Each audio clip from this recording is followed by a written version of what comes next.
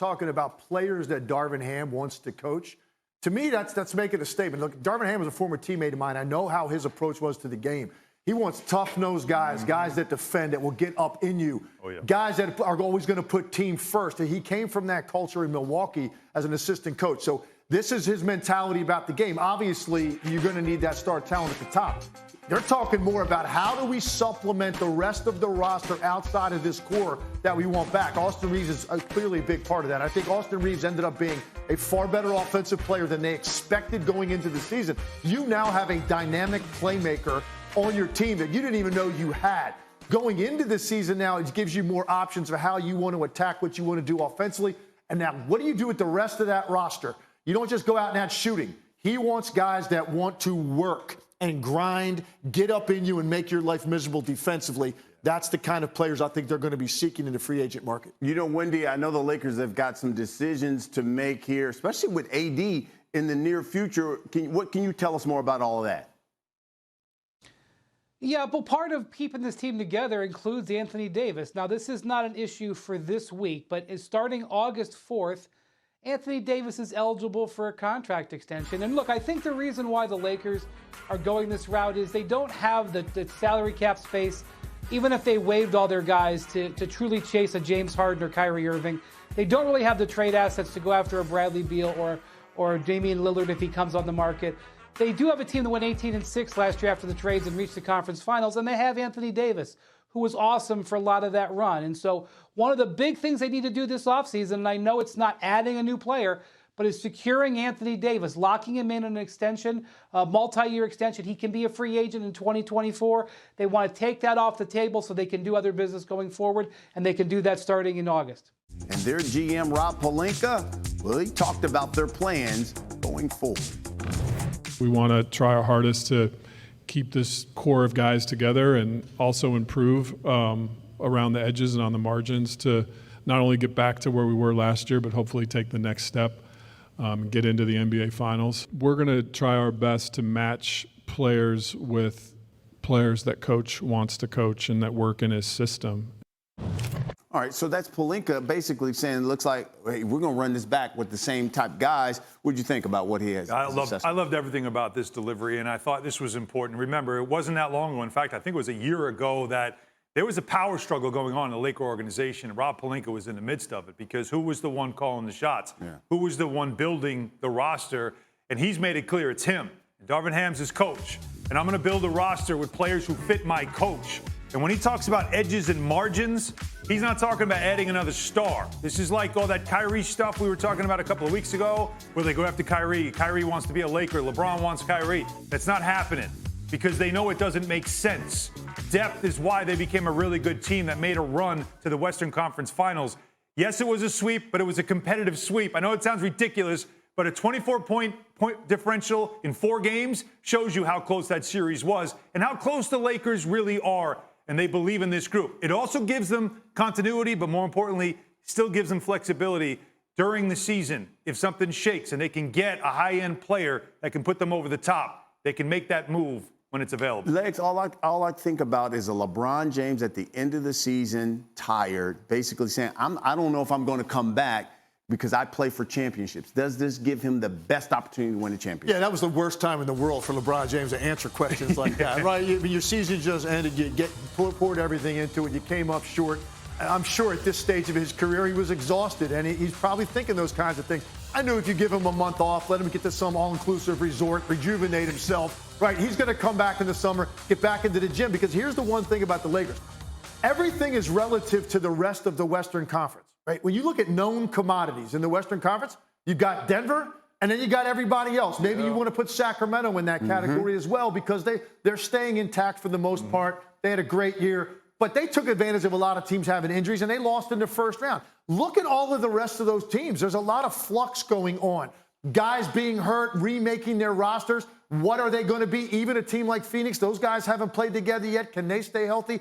So I think with your Rob Pelinka, LeBron James, and the Lakers, you think, we're a lot closer maybe than we thought we were going to be even 2 months ago. Right. Now they're very much in the mix, and they discovered some things in the season personnel-wise that I think gives them hope going forward. You just have to add a little bit of toughness, athleticism, and some defensive-minded players, I think, to round out their roster. Brian Windhorst, listen, the Lakers have some decisions to make with some of those players, especially AD in the near future. What can you tell us more about that? Yeah, Brian, if you're going to talk about running it back and keeping this team together, I think that you also have to include Anthony Davis. I mean, arguably the most important thing the Lakers are going to have to do this summer is to deal with his contract. He has 1 year left on his deal. He can be a free agent next summer. And we know in the modern NBA, if you've got a star player who's going to be a free agent, you try to get him locked up the year before. Now, he can add 3 years and over $165 million. It is a gigantic number. You're talking about the highest salary that you can make in the NBA, the 35% of the salary cap. But AD is still a very important player to them. Their run late in the season when they went 18-6 with this roster after the break and made it to the Western Conference Finals was largely built around how strong AD played. And so that can't be done until August 4th because of the timing in his contract. It's not something that's done in the next couple of weeks, but it's also right there at the top of the list for the Lakers to deal with going into this offseason. You know, Alan, I'll go back to LeBron James saying at the beginning of last season, saying, hey, look, this has got to be Anthony Davis's team.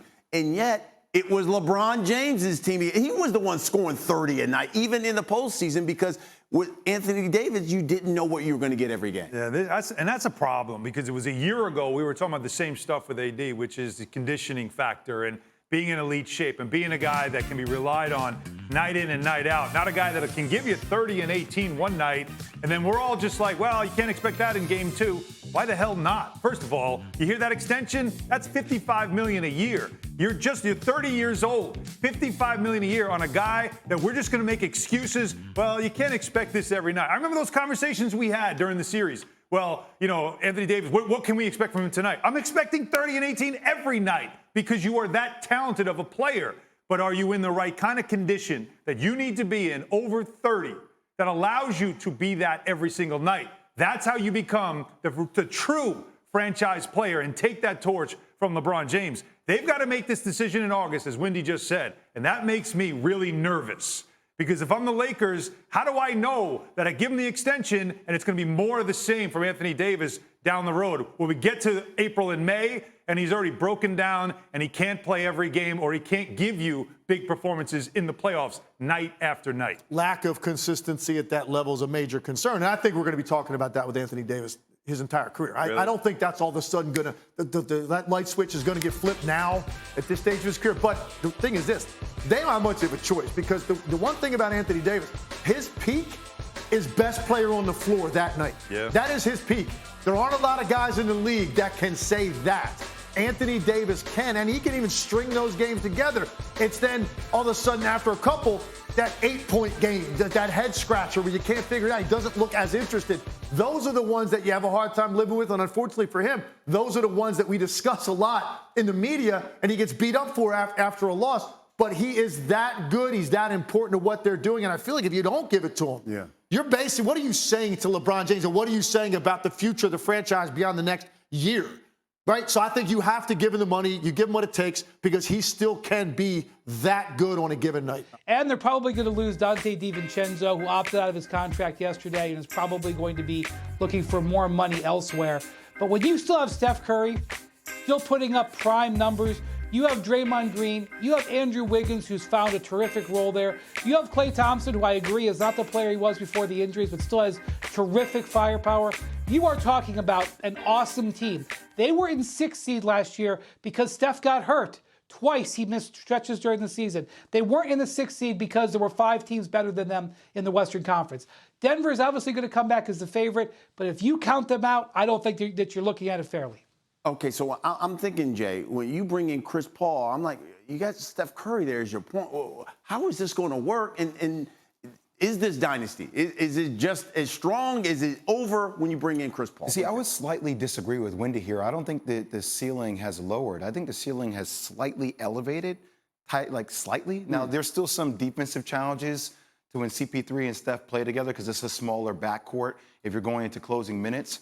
But, you know, I look at how these guys actually complement each other. If you're looking at Golden State, one of the last teams in the league, at their usage rate of pick and rolls, right? Now, you saw a higher usage rate during the playoffs when they found out that against Sacramento, right? Obviously, Steph Curry involved in a ton of pick and rolls. Well, the usage rate for pick and rolls with CP3 is a lot more. It's one of the top in the leagues, right? So I think having them on the floor offensively together or separately, it allows them to utilize that a lot more.